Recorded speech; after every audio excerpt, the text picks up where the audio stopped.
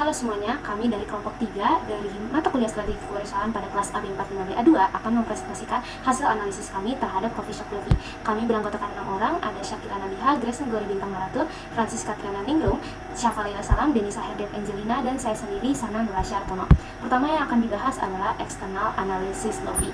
Dari market research terlebih dahulu, pada tahun 2020, Indonesia menempati posisi keempat dalam produksi kopi di dunia, dan selama 5 tahun terakhir pun, Indonesia tetap berada di posisi tersebut dari 55 negara. Tidak kalah dalam hal konsumsi kopi, Indonesia menempati posisi kedua dunia, dan selama 10 tahun terakhir pun, Indonesia tetap berada di posisi tersebut dari 55 negara. Serta dalam tahun ke tahun, jumlah konsumsi kopi di Indonesia terus mengalami peningkatan. Pada tahun 2020, produktivitas kopi Jawa Barat menempati posisi ke-8, di mana posisi 1-5 merupakan wilayah Pulau Sumatera, dan hanya Jawa Baratlah satu-satunya wilayah dari Pulau Jawa yang masuk 10 besar. Apabila dibandingkan dengan keseluruhan produktivitas perkebunan kopi di Indonesia, Jawa Barat menyumbang 3,67% atau 786 kg per hektar ke angka nasional. Lalu, tidak semua wilayah di Jawa Barat memiliki perkebunan kopi. Pada tahun 2021, terdapat 15 kabupaten dan 3 kota dari total 27 kabupaten atau kota di Jawa Barat.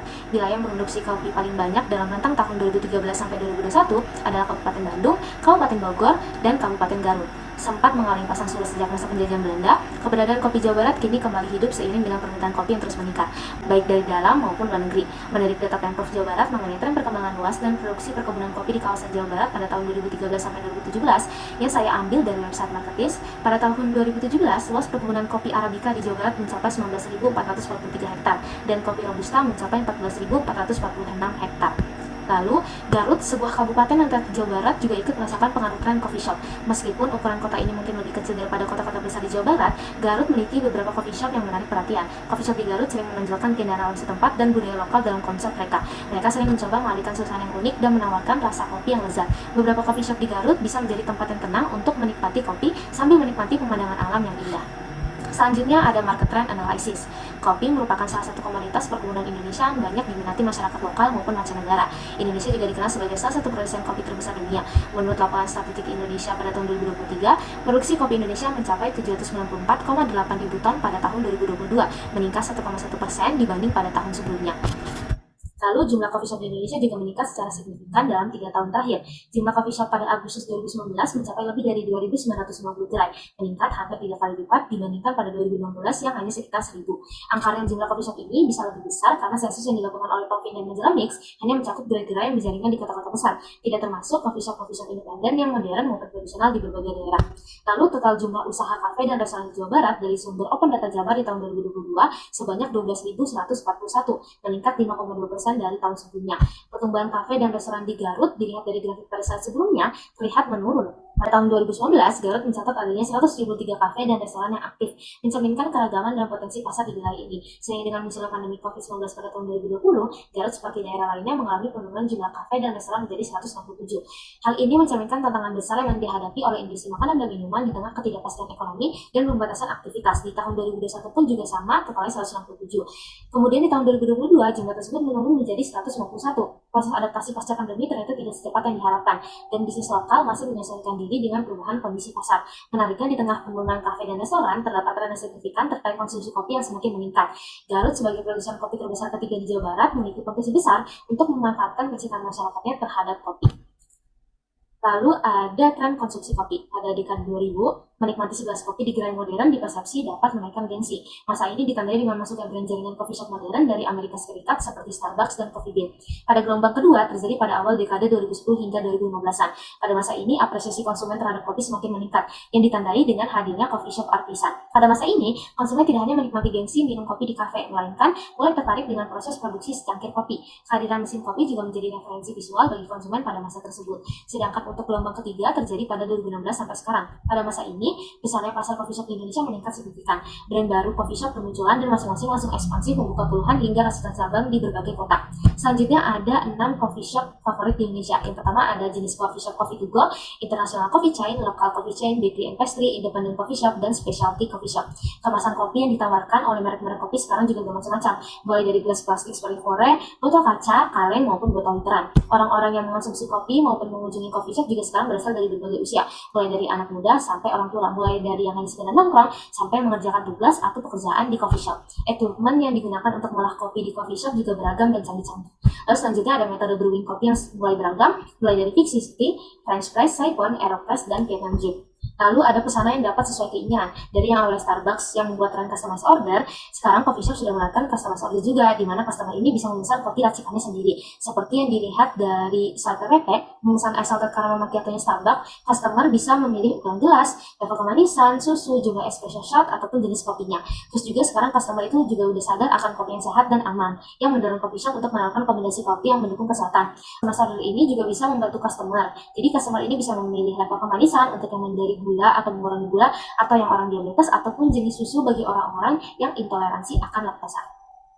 Oke, sebelumnya perkenalkan, saya Syakila Nabiha. Di sini saya akan menjelaskan pembahasan mengenai external analysis bagian PESTO.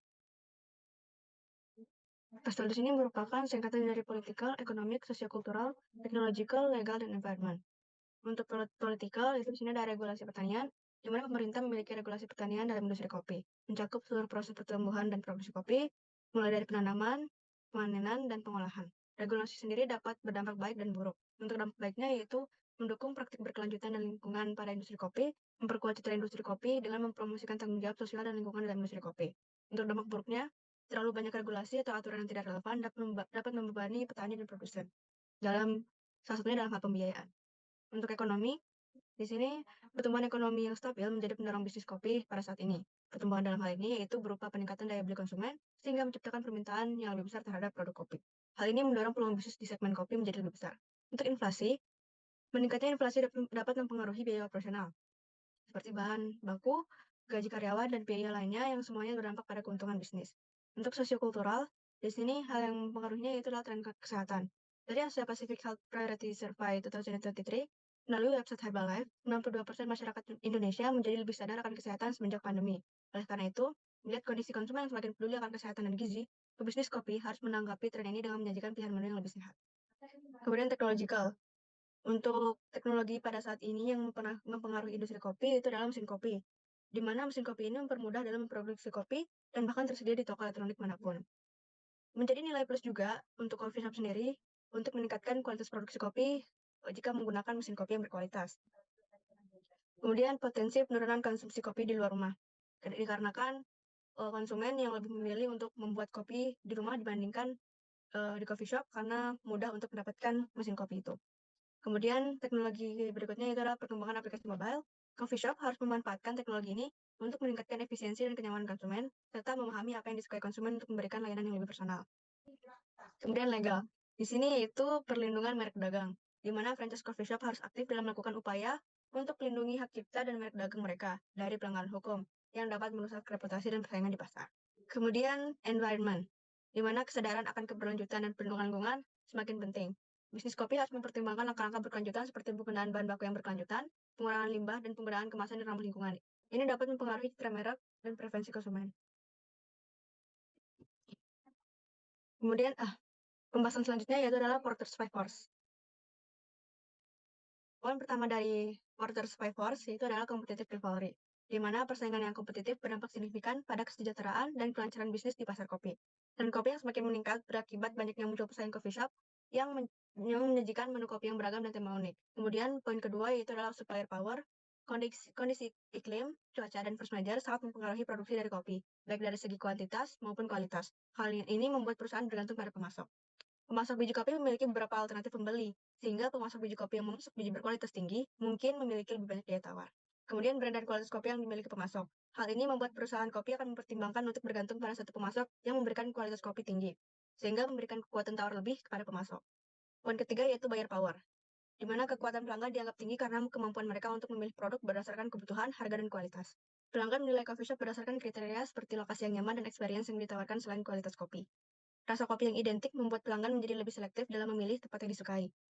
Kemudian, ketersediaan banyak alternatif memberikan pelanggan kebebasan untuk mencoba berbagai jenis penyedia kopi dan memilih paling sesuai dengan preferensi mereka. Poin yang keempat dari Porter's Five Force yaitu adalah trade-off substitution. Semakin banyak penyedia kopi dengan jenis yang sama dan harga yang beragam menjadikan munculnya alternatif minuman baru yang lebih diminati oleh konsumen kopi. Contoh minuman alternatif saat ini yang sedang tren adalah teh dan matcha, yang sudah memiliki pangsa pasar sendiri dan gerai khusus yang menawarkan produk-produk tersebut menunjukkan tren konsumen yang mulai berubah. Coffee shop harus menyesuaikan menu mereka untuk mempertahankan pelanggan dengan menyajikan menu non-coffee yang diminati oleh sosial. Kemudian poin kelima dari Porter Survivors yaitu adalah threat of new entry. Pendatang baru di pasar atau industri kopi dapat mengancam volume penjualan dan pangsa pasar perusahaan yang sudah ada. Ancaman ini muncul karena biaya modal yang relatif rendah, memungkinkan pelaku baru masuk ke industri dengan lebih mudah. Pertumbuhan industri minuman, khususnya kopi, terjadi dengan sangat cepat, memberikan peluang bagi pendatang baru untuk memasuki dan mengembangkan bisnis mereka. Dengan hal ini, coffee shop harus memiliki brand awareness yang baik untuk membedakan diri dari pendatang baru dan mempertahankan basis pelanggan yang sudah ada. Oke, selanjutnya kami akan membahas mengenai customer analysis. Yang pertama yang akan kami bahas adalah customer segmentation. Nah, yang pertama itu ada segmentasi demografis, di mana kami mengelompokkan orang-orang yang suka datang ke coffee shop itu berada di range usia remaja hingga orang dewasa dengan jenis kelamin pria, baik wanita, dan juga pekerjaannya adalah pelajar atau pekerja. Nah, yang kedua adalah segmentasi geografis. Karena kita bicara mengenai kafe-kafe yang ada di Garut, jadi lokasinya ada di Garut. Nah, yang ketiga itu adalah segmentasi psikografis. Nah, di sini tuh kami mengelompokkan orang-orang dengan gaya hidup yang suka nongkrong, gaul, dan kekinian, dan juga memiliki hobi seperti fotografi, terus kulineran, dan juga ngopi. Yang keempat adalah segmentasi perilaku. Nah, di sini tuh dilihat dari frekuensi kunjungannya, seperti seberapa sering mereka datang ke coffee shop, terus kapan mereka datang ke coffee shopnya, terus range harga yang rela mereka keluarin saat datang ke coffee shop, loyalitasnya, dan gaya konsumsinya. Yang kelima adalah segmentasi teknografi. Nah, di sini tuh mengelompokkan seperti orang-orang pengguna media sosial, pengguna teknologi, dan juga pengguna internet. Yang keenam adalah segmentasi need based. Nah, untuk dalam hal coffee shop ini tuh mengelompokkan konsumennya bagi orang-orang yang suka kopi, terus yang orang-orang yang membutuhkan tempat-tempat untuk nongkrong, belajar, bekerja, dan juga hiburan. Nah, yang ketujuh adalah segmentasi value based. Nah, di sini itu dilihat dari kualitas produk yang diharapkan, terus kenyamanan dan kualitas pelayanan pelanggannya, harganya, dan juga kepedulian konsumen terkait nilai-nilai yang ada. Selanjutnya adalah kompetitor customer analysis pada gudang rasa, roti, dan kopi. Di sini kami membaginya ke dalam 4 bagian. Yang pertama itu adalah demografisnya. Jika dilihat dari pengikut di Instagramnya itu mayoritas adalah anak muda. Untuk pendapatannya kami berpatokan pada UMR di Garut, yaitu sekitar 10.117.318.000. Untuk jenis kelaminnya baik laki-laki dan perempuan. Nah, untuk geografisnya itu ada di Jawa Barat, lebih spesifiknya ada di Garut Kota, Kecamatan Garut. Nah, untuk psikografisnya, itu adalah orang-orang yang menyukai tempat dengan suasana yang nyaman, hangat, dan juga santai. Terus orang-orang yang menyukai konsep industrial dengan suasana yang bumi, dan juga orang-orang yang menyukai yang simple dan value hidupnya yang slow living. Nah, dan untuk yang perilaku itu adalah orang-orang yang cenderung tidak hanya memesan kopi, tapi juga makanan pendamping, karena di gudang rasa ini ada banyak menu makanannya. Terus orang-orang dengan perilaku pembelian online ataupun offline, dan juga orang-orang yang suka ngopi sambil kerja, belajar, ataupun hanya sekedar untuk bersantai. Nah, berdasarkan analisis yang kami lakukan melalui media yang ada, orang-orang itu memilih ngopi di gudang rasa itu karena pertama, tempatnya nyaman dengan suasana yang santai. Jadi orang-orang tua betah berlama-lama di sana. Nah, yang kedua itu adalah rasa kopi yang unik, seperti misalkan es kopi pisang, yaitu es kopi susu dengan aftertaste pisang, terus es koci, yaitu es kopi susu dengan aftertaste leci. Yang ketiga adalah mengingat bahwa gudang rasa ini sudah berdiri sejak tahun 2017, itu membuat gudang rasa itu udah dikenal banyak orang. Belum lagi ada Google review-nya, terus media sosialnya, dan word of mouth oleh pelanggan-pelanggan loyalnya yang memungkinkan untuk menarik pelanggan baru lebih banyak lagi. Oke, dari foto yang tersedia, di sini kita bisa melihat desain interior gudang rasa seperti apa dan juga menu-menu yang ditawarkan seperti apa. Untuk lebih lengkapnya itu bisa langsung dicek aja di Instagramnya di gudang_rasa. Perlu diketahui bahwa mengetahui culture in consuming juga itu penting dalam melakukan analisis konsumen. Nah, seperti budaya penyudahan kopi, apakah orang-orang sukanya kopi tubruk, kopi seduh manual, espresso, atau lain sebagainya. Dan kita juga perlu mengetahui daily coffee drinking habits-nya. Kayak misalkan sekarang itu orang-orang Indonesia udah makin banyak yang minum kopi di pagi hari untuk supaya lebih fresh dan supaya lebih siap dalam menjalani aktivitas sehari-hari. Terus juga orang-orang sering kumpul di warung kopi untuk bersantai, berbincang, atau mengerjakan pekerjaannya. Terus orang-orang juga udah makin biasa untuk menyuguhkan kopi pada saat pertemuan atau jamuan dan lain sebagainya. Selain itu, proses bagaimana mereka memilih, menggunakan, dan membuang produk juga perlu dilakukan untuk menganalisis konsumen. Nah, seperti misalkan dalam memilih, di mana orang-orang memilih kopi grab to go karena saking sibuknya, atau mungkin memilih kopi yang ya yang biasa lah, yang bisa dinikmati di kafe-kafe karena memang sedang niat untuk bersantai. Terus yang kedua itu bagaimana mereka menggunakan produknya, seperti apakah mereka suka kopinya, terus apakah mereka menghabiskan atau menyisakan kopinya, terus apakah kopi tersebut diminum untuk menghilangkan rasa kantuk atau misalkan diminum memang karena suka dan lain sebagainya. Dan yang terakhir adalah terkait membuang produk. Bagaimana konsumen itu membuang kopi yang dikonsumsinya. Apakah memang langsung dibuang atau misal kalau ada ampasnya dijadikan masker atau kompos, atau terkait packagingnya, apakah packagingnya langsung dibuang atau misalkan dikumpulkan di koleksi dan digunakan untuk menyimpan barang-barang dan lain sebagainya. Sebelumnya, perkenalkan, nama saya Francisca. Di sini akan menjelaskan mengenai internal analisis Dovi. Yang akan dibahas di internal analisis ini itu yang pertama adalah analisis STP, analisis STP, financial conditions, supply chain, dan human resource. Yang pertama yaitu analisis STP atau segmentation, targeting, dan positioning. Di segmenting ada demografis, yaitu Gen X, Millennial, dan Gen Z, geografisnya di wilayah Garut, perilaku konsumennya yang suka nongkrong dan suka kopi, dan psikografisnya itu yang kreatif, santai, dan berwawasan luas. Untuk targeting, target konsumen Dovi itu sendiri adalah pelajar, anak muda, dan orang-orang yang sudah berkeluarga. Dovi juga menargetkan orang yang suka ngopi dengan kopi sehat dan menyukai Vespa, karena Dovi itu sendiri mengusung tema kesehatan dan bekerjasama dengan komunitas Vespa. Selain itu, terkait dengan pendekatan, target konsumen Dovi adalah orang-orang dengan pendekatan menengah dan ke atas yang berpatok pada UMR Garut. Selanjutnya, di positioning, terdapat berbagai kompetitor coffee shop yang terletak berdekatan dengan Dovi, namun ada beberapa hal yang membedakan Dovi dengan coffee shop lainnya. Yang pertama, Dovi menggunakan mesin berkualitas, yaitu Simonelli, dan yang kedua, Dovi memiliki kopi sehat karena proses pembuatan yang berbeda dari coffee shop lainnya. Selanjutnya, analisis 4P, yaitu produk, place, price, dan promotion. Untuk produk yang ditawarkan oleh Dovi adalah kopi, non-kopi, tea, makanan berat, dan cemilan. Untuk price-nya, harga yang ditawarkan Dovi, yang pertama kopinya itu mulai dari 19.000 hingga 30.000, non-kopinya itu 24.000 hingga 26.000, tea-nya harganya 20.000, makanan beratnya mulai dari 25.000 hingga 26.000, dan cemilannya mulai dari 15.000 hingga 22.000. Untuk place, Dovi terletak di Garut Kota, tepatnya di Jalan Cimanuk nomor 259, yang memiliki banyak akses, salah satunya dekat dengan mall. Selain itu, Dovi berada di pinggir jalan sehingga mudah untuk ditemukan oleh orang-orang. Akan tetapi, Dovi juga terletak di wilayah yang memiliki banyak coffee shop, salah satunya Gudang Rasa. Selanjutnya untuk promotion, Dovi menggunakan Instagram dalam melakukan promosinya. Fitur yang digunakan berupa story Instagram. Dovi itu sendiri menawarkan dua jenis promo, yaitu yang pertama promo 30% bagi pekerja kesehatan, dan yang kedua yaitu promo 17% khusus untuk anak sekolah berlaku di hari Senin hingga Kamis. Selanjutnya yaitu financial condition. Untuk pendapatan, sebagai salah satu coffee shop yang masih tergolong baru berdiri di Garut, Dovi berada pada break-even point atau BP, di mana saat ini Dovi tidak memperoleh laba dan tidak mengalami kerugian, karena adanya keseimbangan hasil dari pendapatan dan modal yang dikeluarkan Dovi.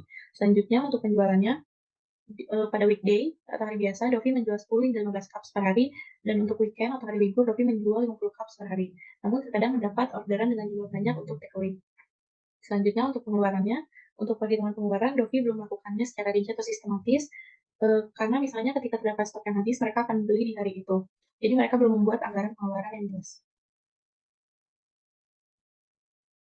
Selanjutnya yaitu supply chain. Berikut analisis supply chain Dovi. Pertama di bagian inbound, terdapat pasukan berupa biji kopi, kemasan, dan juga mesin. Untuk pasokan biji kopi di sini sebenarnya kami belum menemukan hasil pasti dari mana, tapi kami mengasumsikannya dari farmer, private enterprise, dan traders. Selanjutnya dari packaging atau kemasan. Dari hasil analisis kami, Dovi menggunakan plastik, printing, sedotan, dan kebutuhan kemasan lainnya dari private enterprise. Selanjutnya untuk mesin kopinya, Dovi menggunakan mesin kopi Simonelli. Yang kedua yaitu semua kebutuhan pasokan untuk membuat kopi akan diproduksi langsung di coffee shop yang dimana pada kasus ini adalah di Dovi. Lalu selanjutnya yaitu bagian outbound. Bagian outbound yaitu agar customer mendapatkan produk yang mereka beli bisa melalui dua cara, yaitu deliver from coffee shop dan collect from coffee shop.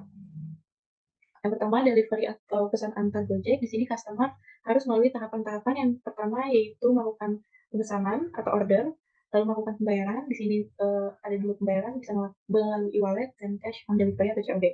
Selanjutnya pesanan akan diproses, lalu pesanan akan dikemas, dan pesanan bisa diambil lalu diantar langsung ke tempat customer. Lalu untuk yang kedua yaitu membeli langsung di tempat atau di Dovi, sama melalui beberapa tahapan. Yang pertama yaitu melakukan order atau pemesanan, lalu melakukan pembayaran, untuk beli langsung di tempat Dovi sama menyediakan dua metode juga, yaitu cash dan cashless. Lalu pesanan akan diproses dan yang terakhir customer bisa langsung ambil pesanan di coffee shop-nya. Itulah proses supply chain mulai dari pasokan hingga produk yang sampai di tangan customer. Selanjutnya yaitu human resource. Yang pertama, jumlah pekerja. Dovi memiliki pekerja sebanyak 3 orang dengan pekerjaan yang berbeda-beda, yaitu ada yang menjadi barista, kasir, dan pelayan. Selanjutnya, seleksi pekerjaan. Dovi mencari karyawan yang memang sebelumnya sudah ada pengalaman. Misalnya untuk yang melamar menjadi barista, Dovi akan mencari calon karyawan yang sebelumnya menjadi barista. Untuk jumlah gaji, Dovi mematokkan angka gaji yang berbeda-beda setiap karyawannya sesuai dengan pekerjaannya. Gaji yang diperoleh karyawan Dovi berkisar 1 juta hingga 2 juta, yang dimana itu merupakan di bawah atau setara dengan UMR Garut saat ini, yaitu 2.117.318. Selanjutnya untuk jam kerja, 3 orang karyawan Dovi adalah full time, tetapi mereka memiliki shift yang berbeda-beda. Terkadang ketika barista istirahat, karyawan lain dapat menggantikan barista pada saat itu. Kemudian ada SWOT analisis. Yang pertama ada strength, menyajikan kopi terenak di Garut karena menggunakan biji kopi yang berkualitas. Kemudian menggunakan mesin kopi Simonelli yang dikenal tidak terdapat ampas sedikit pun dan menghasilkan ekstrak kopi yang berkualitas. Kemudian memiliki barista yang berpengalaman sehingga dapat menghasilkan minuman yang enak baik kopi maupun non-kopi. Kemudian ada harga yang sepadan dengan kualitas. Kemudian yang kedua ada weakness, branding yang kurang terlebih belum tersedianya e-katalog dan Google Review dapat membuat calon konsumen kurang informasi mengenai Dovi. Kemudian kurangnya jumlah SDM dapat membuat pelayanan menjadi lama, desain Dovi yang dinilai kurang menarik perhatian pelanggan, dan pengalokasian dana yang kurang baik yang dikarenakan kurang bisa mengelola keuangan dan juga belum memiliki pencatatan keuangan yang baik. Kemudian ada opportunity, kesadaran masyarakat akan kesehatan dari biji kopi meningkat. Kesadaran masyarakat yang meningkat dapat membuat budaya minum kopi menjadi berkembang. Kemudian pertumbuhan ekonomi dari segi UMR di Garut juga ikut meningkat. Kemudian adanya perkembangan teknologi dalam branding bisnis yang bisa membantu Dovi untuk meningkatkan branding dalam bisnisnya sehingga dapat lebih bisa bersaing di pasar. Kemudian yang terakhir ada threat, banyaknya bisnis coffee shop di pusat kota Garut bahkan di Indonesia sehingga menciptakan persaingan yang ketat. Kemudian ancaman adanya minuman substitusi baru di mana saat ini banyak minuman non-kopi serta minuman-minuman sehat yang semakin berkembang karena yang seperti kita ketahui, banyak sekali masyarakat yang tidak bisa minum kopi sehingga dapat menjadi tantangan bagi para pendiri coffee shop untuk bisa lebih kreatif lagi dalam menyajikan minuman yang non-kopi. Kemudian, ancaman kenaikan harga bahan baku dapat meningkatkan pengeluaran pada suatu usaha dan jika pengalokasian dana yang dimiliki tidak baik, maka usaha tersebut perlahan-lahan akan gulung tikar. Kemudian, ancaman terjadinya perubahan tren, di mana tren minuman non-kopi lebih tinggi dibandingkan kopi, akan mengancam industri kopi sehingga akan mengakibatkan penurunan produksi pada kopi. Kemudian ada root cause analysis. Kopi memiliki banyak manfaat, dimulai dari daun kopi dapat digunakan sebagai obat, biji kopi dapat digunakan sebagai bahan dasar minuman berkafein, hingga ampas dari grinder kopi dapat digunakan sebagai pupuk atau kompos tanaman. Selain itu, biji kopi yang tidak bagus dapat digunakan juga sebagai kompos. Dari segi packaging cup dari minuman kopi dapat digunakan sebagai bahan karya lain, bahkan dapat digunakan sebagai alat untuk menyimpan sesuatu. Kemudian, root cause analysis juga membahas mengenai permasalahan dan penyebab permasalahan itu terjadi yang telah dianalisis dari berbagai aspek bisnis Dovi. Berikut adalah 3 permasalahan utama yang dimiliki Dovi dan penyebab-penyebabnya. Yang pertama itu, belum adanya Google Review mengenai Dovi dapat mempengaruhi keputusan calon konsumen. Penyebabnya ada 2. Yang pertama itu, belum adanya Google Review dan kurangnya promosi online. Kemudian, kurangnya kesadaran masyarakat atau promosi online mengenai Dovi. Hal itu juga disebabkan oleh keterbatasan sumber daya manusia yang dimiliki oleh Dovi. Kemudian yang kedua ada kurang bisa bersaing dengan kompetitor. Itu juga memiliki 2 penyebab. Yang pertama itu makanan yang disediakan kurang bervariasi, itu disebabkan juga oleh kurangnya variasi dalam menu makanan yang ditawarkan. Kemudian itu juga disebabkan oleh minimnya pilihan bagi konsumen. Dan yang kedua itu desain yang dimiliki Dovi dinilai kurang menarik perhatian pelanggan. Itu disebabkan oleh kurangnya perhatian terhadap desain interior atau eksterior. Itu juga menjadi penyebab kurangnya daya tarik bagi pelanggan. Kemudian yang ketiga, lahan parkir yang disediakan oleh Dovi tergolong sempit, itu juga memiliki 2 penyebab. Yang pertama itu kurangnya ruang parkir yang memadai dan lahan parkir yang tergolong sempit, itu juga disebabkan oleh kesulitan pelanggan dalam mencari tempat parkir. Ketiga permasalahan utama itu memiliki inti permasalahan, yaitu terbatasnya dana yang dimiliki oleh Dovi. Oke teman-teman, selanjutnya kami akan membahas mengenai Toastmetrics. TOWS kuadran sampai dengan usulan strategi yang berkaitan dengan kuadran yang akan didapatkan setelah hasil perhitungan nanti ya. Nah, di sini ada TOWS matrix. Bisa dilihat oleh teman-teman jika TOWS matrix ini terdiri dari dua faktor, yaitu IFAS atau Internal Factor Analisis Strategik, yang terdiri dari strength dan weakness, dan yang kedua ada FFAS atau External Factor Analysis Strategik, yang terdiri dari opportunity dan threat. Saya di sini akan memberitahu apa yang menjadi SO strategiknya, lalu WO strategiknya seperti apa, dan lain-lain ya. Di sini SO strategiknya itu yang pertama, peningkatan kualitas produk untuk memenuhi ekspektasi konsumen terhadap title kopi terenak di Garut. Yang kedua, menekankan manfaat kesehatan dari mengonsumsi kopi dengan kualitas tinggi. Dan yang ketiga, membagikan informasi mengenai keunggulan dari mesin kopi Simonelli melalui sosial media agar pelanggan tahu mengenai dedikasi Dovi pada seni pembuatan kopi, sehingga branding bisnis dapat meningkat. Yang menjadi WO strategiknya yaitu maksimalisasi penggunaan media sosial dan Google Review dalam meningkatkan branding Dovi. Yang kedua, maksimalisasi branding kopi sehat berkaitan dengan meningkatnya kesadaran masyarakat akan kopi sehat dan budaya kopi yang meningkat. Ya, dan yang ketiga itu maksimalisasi penggunaan teknologi dalam penyusunan anggaran dan pembukuan sehingga cash flow itu dapat terkontrol. Yang menjadi strategiknya yaitu yang pertama menghadirkan kopi specialty yang hanya terdapat di Dovi. Yang kedua, memanfaatkan mesin kopi Simonelli yang canggih untuk menciptakan minuman kopi yang unik, sehingga coffee shop mudah beradaptasi dengan adanya perubahan tren. Dan yang ketiga itu melibatkan pelanggan dalam edukasi tentang kopi melalui barista yang berpengalaman. Dan yang terakhir itu ada WT strategik. Oke teman-teman, selanjutnya ada TOWS kuadran, di mana kami mengukur bobot, rating, dan skor dari tiap-tiap faktor strategis. Semakin besar bobot, semakin berpengaruh terhadap perusahaan. Dan semakin besar rating, semakin berpengaruh terhadap pelanggan atau konsumen. Nah, hasil skor ini didapat dari pengalian antara bobot dengan rating. Hasil skor ini ya sangat berpengaruh terhadap grafik TOWS kuadran nantinya, teman-teman. Contohnya, di sini kami memiliki kekuatan yaitu menyajikan kopi terenak di Garut karena menggunakan biji kopi yang berkualitas, di mana bobotnya kami beri 0,4, paling tinggi di antara yang lain, karena menurut kami biji kopi yang berkualitas ini sangat berpengaruh untuk perusahaan, menjadi strength paling kuat.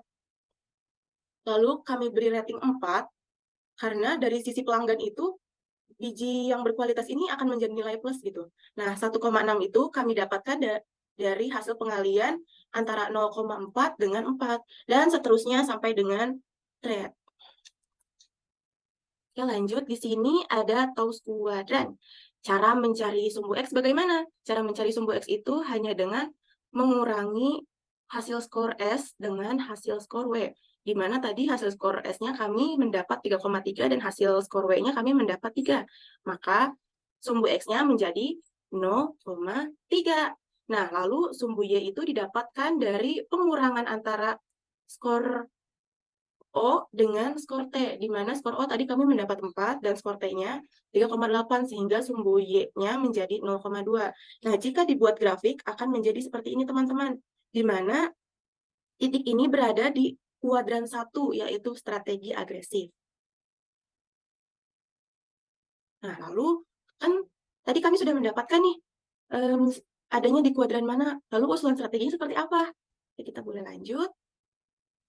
Nah, karena masuk ke dalam kuadran 1, yaitu strength opportunity, maka strategi yang digunakan adalah strategi agresif atau strategi bertumbuh. Yang pertama ada peningkatan kualitas produk untuk memenuhi ekspektasi konsumen. Cara yang kedua di sini itu ada menekankan manfaat kesehatan dari mengonsumsi kopi dengan kualitas tinggi. Nah, lalu di sini ada langkah terintegrasi untuk menumbuhkan dan mengembangkan bisnis Dovi, karena masuk ke kuadran 1 di mana itu adalah pengembangan dan pertumbuhan. Yang pertama itu perlibatan aktif di media sosial dilakukan dengan cara gabungkan dua strategi dalam konten media sosial untuk menciptakan narasi yang menyatukan kualitas dan kesehatan. Lalu ada gunakan testimonial pelanggan atau cerita sukses untuk memberikan bukti nyata tentang manfaat kesehatan dan kelezatan kopi Dovi. Yang kedua di sini ada pengukuran kinerja dan umpan balik. Dilakukan dengan cara menerapkan pengukuran kinerja yang melibatkan parameter kualitas dan umpan balik pelanggan tentang manfaat kesehatan. Yang ketiga, ada kolaborasi dengan komunitas kesehatan. Dilakukan dengan cara jalin kemitraan dengan organisasi kesehatan setempat untuk meningkatkan kehadiran merek di kalangan mereka. Lalu, adakan acara atau kerjasama khusus untuk meningkatkan pemahaman masyarakat tentang manfaat kesehatan dari konsumsi kopi yang berkualitas tinggi. Nah, sudah sekian presentasi dari kami. Saya, Syafa Laila Salam, mewakili teman-teman saya yang lain dari kelompok 3, mengucapkan mohon maaf bila ada kekurangan. Wassalamualaikum warahmatullahi wabarakatuh.